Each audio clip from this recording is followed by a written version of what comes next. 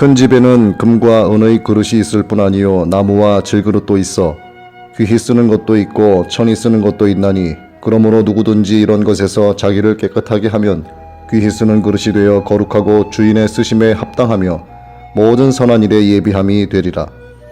오늘은 디모데후서 2장 19절로 21절의 말씀, 이런 사람 저런 사람 천국 가는 사람이라는 제목으로 말씀 전합니다.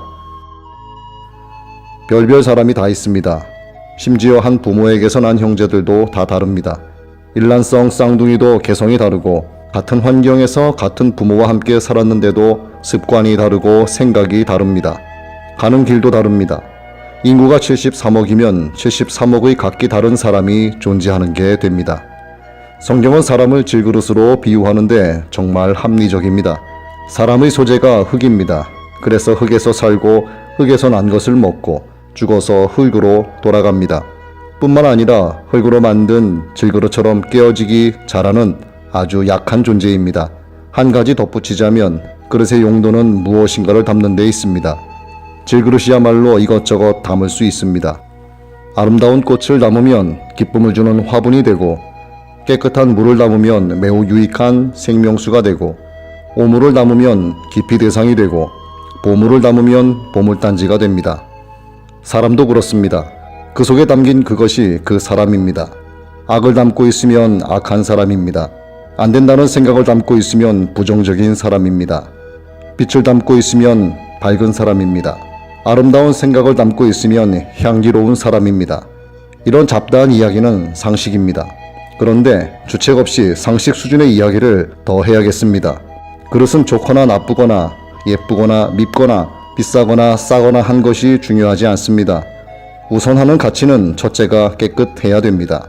깨끗하지 않으면 금은 제품이라도 사용할 수 없어 외면당합니다. 사람도 다르지 않습니다. 깨끗해야 가치 있는 사람입니다. 털어서 먼지 안 나는 사람 없다고들 합니다. 그런데 털어도 먼지 나지 않아야 됩니다. 그게 깨끗한 사람입니다. 그럴 수 없음에 탄식합니다. 그들도 우리들도 당신이나 나나 탄식해야 마땅한 존재입니다. 속사람은 선을 지향하는데 겉사람은 악을 행하는 이 이중성으로 인하여 갈등하며 탄식합니다. 하나님 앞에서 깨끗한 사람은 없습니다. 내 얼굴을 보면 죽는다고 모세에게 경고하신 하나님이십니다. 인간이 아무리 청렴결백하여도 하나님의 완전한 거룩성 앞에서 추악한 죄인이기 때문입니다. 그래서 자기의 의로움으로 천국에 갈 사람은 하나도 없습니다.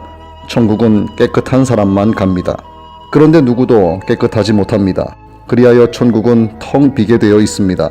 집을 잘 짓고 인테리어도 잘 해놨는데 들어갈 사람이 없어 비워둔다면 참으로 슬픈 일입니다.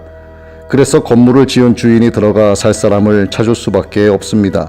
하나님은 천국에 들어갈 사람을 초청하십니다. 조건은 한 가지입니다. 죄가 없어야 됩니다. 그런데 죄 없는 사람이 없습니다. 의인은 한 사람도 없습니다. 그래서 하나님이 길을 여셨습니다. 죄인이 의인되는 길을 여셨습니다. 죄를 짓지 말아야 의인입니다. 용서받은 죄도 무죄입니다. 이 원리를 적용하여 죄를 용서하는 길을 여신 것입니다. 그 길이 예수 그리스도입니다. 내가 길이요 진리요 생명이라고 예수님은 말씀하셨습니다. 예수님이 십자가에서 흘린 피, 그 피가 우리 죄를 씻어주는 은혜의 보혈입니다.